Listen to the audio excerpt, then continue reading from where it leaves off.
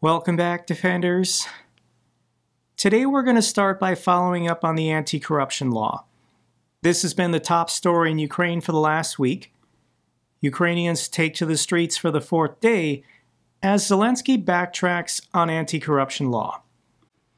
This is what democracy looks like. This is what is supposed to happen. Ukraine's government passed an unpopular law, and the citizens took to the streets to let their government know. Their government listened to them, and now they're going to change the law. This is not possible in Russia. This is not possible in China. Ukraine still is a thriving democracy. I also did read the comments, and Ukrainian citizens wanted me to know they're not protesting President Zelensky. They're protesting the law. They just want President Zelensky to change the law. Ukraine's parliament sets day for consideration of Zelensky's bill to return the independence of the anti-corruption agencies. This is confirmed by Member of Parliament Alexei Goncharenko. A parliamentary session will be held on Thursday. A bill on restoring the independence of NABU and SAPO will be considered for a vote. What was this all about? And Ukraine's anti-corruption agencies suddenly closed 4 long-stalled cases in 1 week following the Prosecutor General's takeover. Following President Zelensky's signature on the law, the anti-corruption agency finalized the massive $225 million Privat Bank embezzlement case. So there were these embezzlement cases going back years that had just been left open. And this was very frustrating to President Zelensky.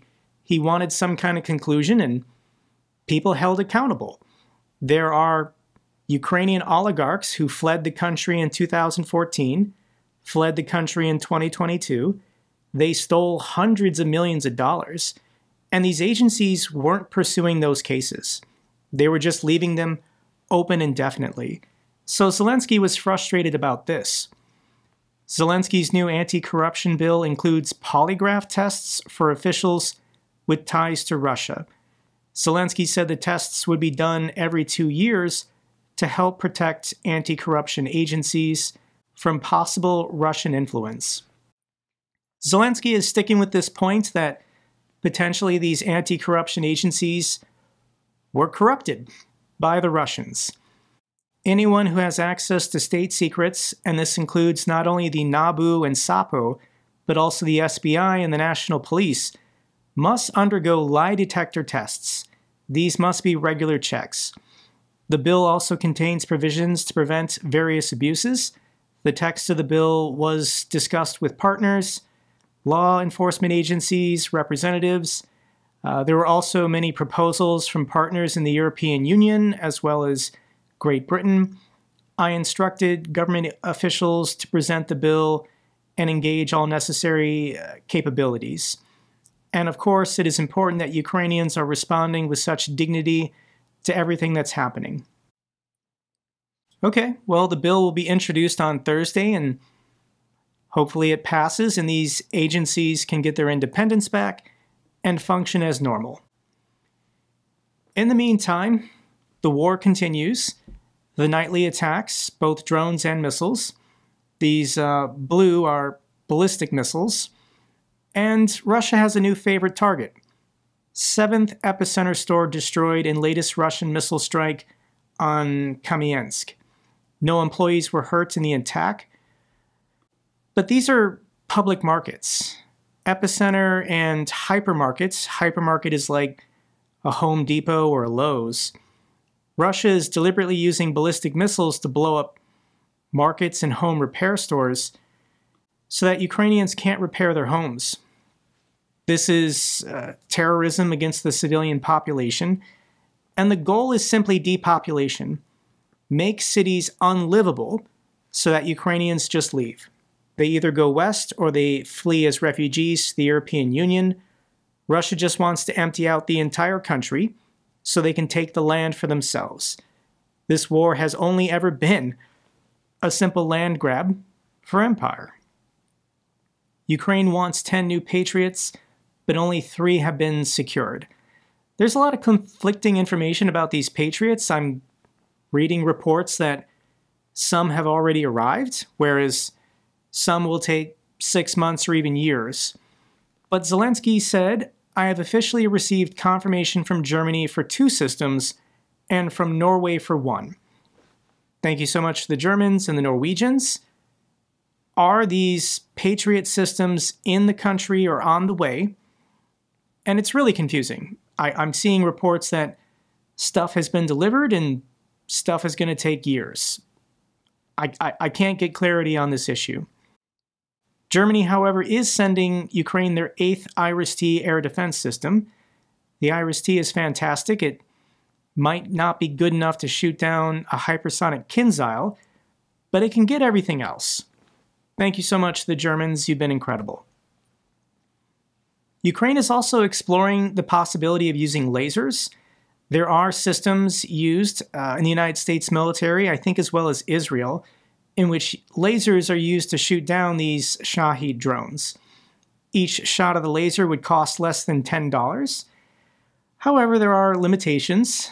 This technology is still in early development, and the range is only between 1 and 5 kilometers. The performance of the laser also degrades if there's fog, smoke, or dust. Most systems lack mobility and depend on a stationary power source. However, with proper power and cooling, the thing can shoot 10 times without having to be powered down. This is a long-term solution. I think 5 or 10 years from now, lasers are going to be shooting down these stupid, cheap drones that adversaries and terrorist groups like Russia will use to bomb cities. But in the meantime, we need a cheaper, simpler solution. Zelensky sets 1,000 daily interceptor drone goal amid surging Russian attacks.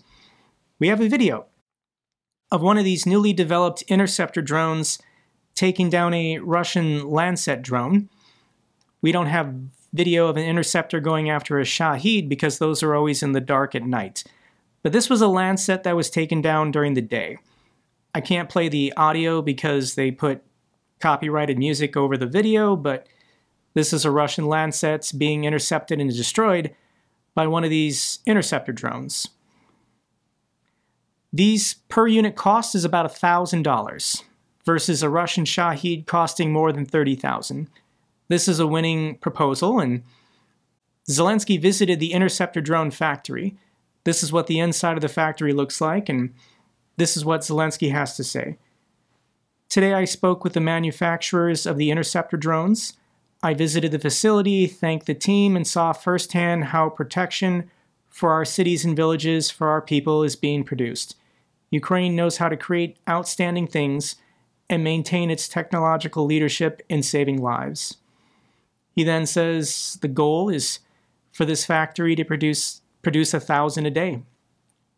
That's what Russia wants to do with their Shaheds, and Ukraine needs an answer, and they need an answer now. Ukraine is currently leading the world in drone innovation.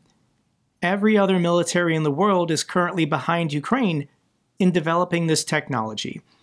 This has the attention of European militaries. This has the attention of the US military. So potentially this could be a big deal. Ukraine plans a drone deal with the United States valued up to $30 billion. This is according to President Zelensky. Zelensky is coordinating this with the Trump administration, calling it a win-win deal. And basically, Ukraine is going to be given capital upfront to develop their facilities to produce more drones. And in the short term, they're going to use those drones to defeat Russia and defend themselves. But long term, when the war is over, they can then use these factories. They'll just keep going, keep producing. They can then sell these drones off the assembly line in the future to the United States as well as European militaries. But as far as the designs, the innovation, what has failed to work, what works really well, Ukraine is happy to share this with Western allies today so they can start preparing for the next war with whoever that might be. This is also a big deal. The United States approves $333 million more in military sales to Ukraine amid new EU-funded arms deal. So yes, this is the Europeans paying, and I think there's some frozen Russian assets that are actually paying for these deals. But this is important that the United States military remains engaged in NATO, as well as in support of Ukraine. And all signs show that the United States will continue military support to Ukraine. In the past 24 hours, the U.S. State Department approved the sale of 4 military aid packages to Ukraine worth $652 million. This is a positive first step. So what are these 4 packages? $172 million for Hawk air defense systems, $150 million for Bradley infantry fighting vehicles, $150 million for self-propelled howitzers, and then $180 million for various other defense equipment. What is strange about these 4 packages is there's nothing new. There's no new stuff going to Ukraine. These packages include training, maintenance, repairs, spare parts, logistics, and engineering support. Those are all things that Ukraine desperately needs. Things that have not been happening the last 6 months, especially spare parts when stuff breaks down. So what is Trump doing? And I think Trump is trying to ease his way into these sales. He's starting with the parts and the training and the technical support to see how the Russians will react, to see how his own base will react. Trump is still being timid, which is why nobody is happy with what he's doing. Only 1 in 3 Americans back Trump's Ukraine policy amid broader disapproval. Support for Trump's handling of Ukraine has dropped to 33%, part of a broader decline that has pushed his overall approval rating down to 37%, according to a new Gallup poll. If you're sick of Donald Trump, so are most Americans. This is exhausting and incredibly stupid, and he has no coherent policy. He said he could stop the war in 24 hours, and he can't. He then said he could do it in 100 days, and he can't. And he's still, with this 50 days until I put sanctions on Russia, he's looking for a way out. He wants Russia to give him an out so that he doesn't have to be the bad guy, and he can maintain good relations with Vladimir Putin and the Russians in the future. This is stupid. It's not going to work. But we are making progress. Trump's patience with Putin is wearing thin, according to Rubio. Secretary Rubio gave an interview and he said that Donald Trump is annoyed, which is what I predicted would happen. Trump does not want to think about and talk about Ukraine and this war for the next 3.5 years. There's other things he wants to do, and there's not really any glory for him to be had. Like, Trump only wants to do and talk about things that make him look good, and he thought he could convince the Russians into a peace deal that would have been terrible for Ukraine, but Russia would have to stop the war. And Russia is refusing to stop the war. I do think there was a component in MAGA 6 months ago who said, let's just cut off all military support and aid for Ukraine and let the Russians win. Let the Russians take all of Donetsk and all of Zaporizhia and maybe get back Kherson or go to Odessa. There was a belief, I think, within the Trump administration, if we just ignore Ukraine, then Russia will take everything they want to take and the war will be over. But the Russian ground forces are so bad. They've made virtually no progress, no tangible, visible. You got to zoom out, guys, and look at the size of the whole country. Russia today controls less of Ukraine than they did 3 years ago. That is how terrible the Russian military is performing. And we are at the point where Donald Trump thinks, even if I stop supporting Ukraine for the next 3 years, Russia's still not going to take everything they want to take. These wars are going to go on forever. This is stupid. So come September 1st, will Donald Trump actually place sanctions on Russia? And I don't know. We'll see. Let's get to the bad news for Russia. Near drowning in Turkey. Chechen leader Kadyrov hospitalized after a beach incident. So Kadyrov is dying. He's only 49 years old, but he either has renal failure or somebody poisoned him and he never recovered. And he was vacationing at a 5-star resort in Turkey, and he became unconscious while in the pool. He was then taken to the hospital and he was stabilized, but he's trying to solidify his line of succession and have his 17-year-old son take over the country once he dies. And he's probably going to die pretty soon. Soon as in like the next couple years maybe, but who knows? He could collapse down some stairs because he fainted next week and that'll be the end of him. That's pretty remarkable that a Russian general can vacation in a NATO country, and perfectly normal during a time of war. Ukrainian forces eliminate Russian colonel leading assaults near Kharkiv. This is according to a military report. Ukraine eliminated a Russian Colonel Lebedev, commander of the 83rd Motorized Rifle Brigade. I'm guessing they got him with a drone. The Russians also lost another well-known military blogger.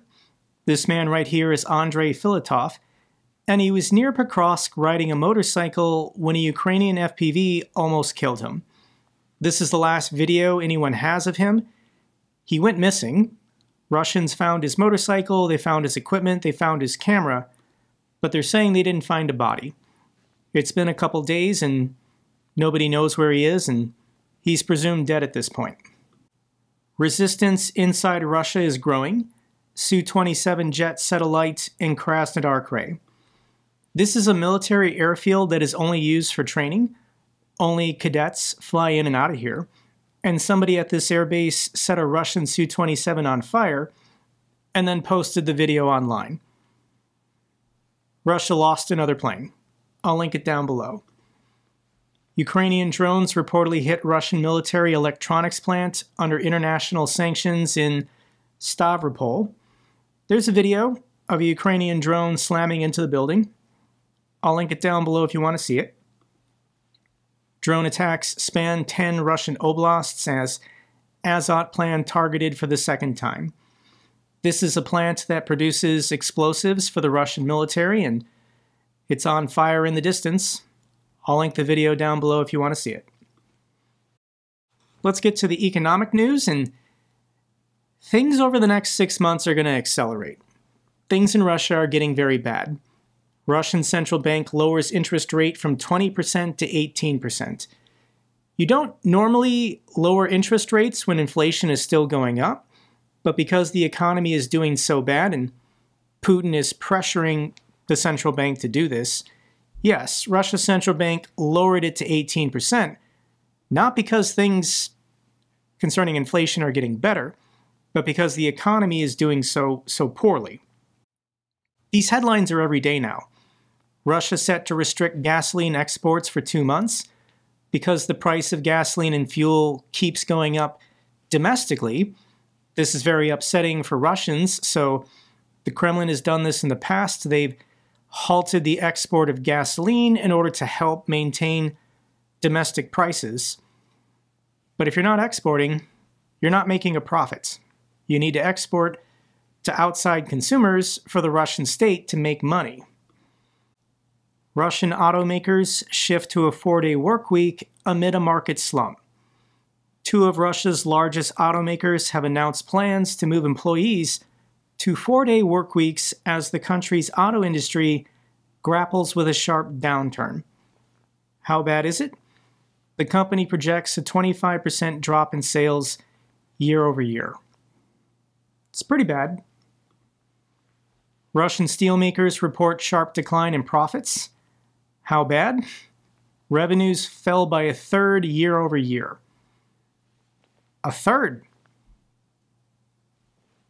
Your steel production profits are weak, Russia. They're weak. Let's get to the good news for Ukraine, and Serbia signals possible sanctions on Russia if EU membership is in sight. Wow. So this is Serbia, which traditionally has always been allied with the Russians. They view themselves as brotherly nations. But Serbia the last couple years has been acting pretty weird. And they have been selling ammunition to the Czechs, who then transfer that ammunition to Ukraine. And yes, something weird is going on in Serbia. And I think they want to join the EU. Eventually, they'll probably join NATO as well. This is 5 or 10 years potentially in the future, but Serbia is a landlocked country surrounded by EU nations, and if they want real economic prosperity, yes, they need to join the EU. But they also need democratic reforms. They have to be a normal country before they can join the European Union. Ukraine receives $399 million radar package from Germany. Thank you so much to the Germans. Final couple clips. The first one is a thank you video from Rebecca. I mentioned her fundraiser about 2 weeks ago, and her drone shop was destroyed by the Russians. The Russians found her location. She's fine, but she lost a lot of equipment. She asked our YouTube community for help, and we ended up fundraising $30,000 for her. She's incredibly grateful, and this is the video she made for our channel. Hey guys, it's Rebecca Pasharowski. I wanted to come on here and I wanted to make a thank you video for every single one of you who has supported, who has assisted, who has shared the fundraiser to help our drone boys. Sometimes it feels like we're really alone out here. And so when people like you guys help, donate, contribute, it reminds us that we're not alone. We were able to raise over $30,000, and special thanks to JakeBroe and his YouTube audience for assisting us. I mean, really, there's no words to say how much we appreciate you. Slava Ukraini. Thank you to everyone who helped Rebecca. She's now able to purchase new equipment to replace all the equipment that the Russians destroyed. Here's an update on the channel fundraiser. After an entire week, let's hit refresh. The Save the Donkeys campaign is almost at 800,000. Thank you so much to the 8,077 heroes who donated. You guys are incredible. This is our $5th million fundraiser, and we're going to keep it open probably for another couple of weeks, because I know some people get paid on the 1st. But in general, this is incredible, guys, that this YouTube community can continue to do this. This means a lot to the people of Ukraine, knowing that we're still going, we're still staying informed, staying engaged, choosing to support them. It's just unimaginable that we're going to go on to year 5 of this war by this winter. I don't think this war is going to end in the next 6 months. Things in Russia are going to get bad. Economically, they're deteriorating every single day. But as long as Putin is alive and Russian people are willing to suffer, they're going to keep going. So we have to keep going as well. Final video I want to share with you. This is what this is all about. Lviv paid tribute to 12 of their fallen heroes. These military funerals happen continuously in every major city in Ukraine. This is the city of Lviv, and I just want to share a little bit of this funeral procession.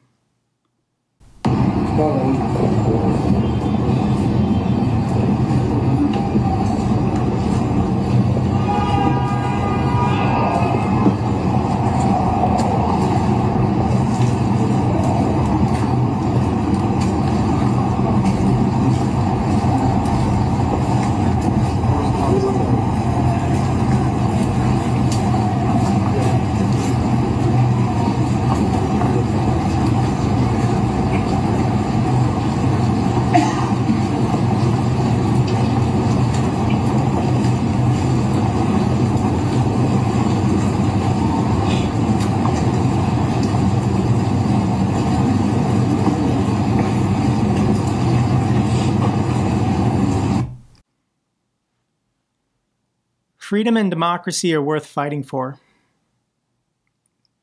That's all for this update video. Glory to Ukraine, glory to the heroes. If you found this video informative, give me a thumbs up. Best way to support the channel. Comments and questions, let me know down below. I love hearing from you guys. Till the next video, keep defending the truth, keep defending democracy.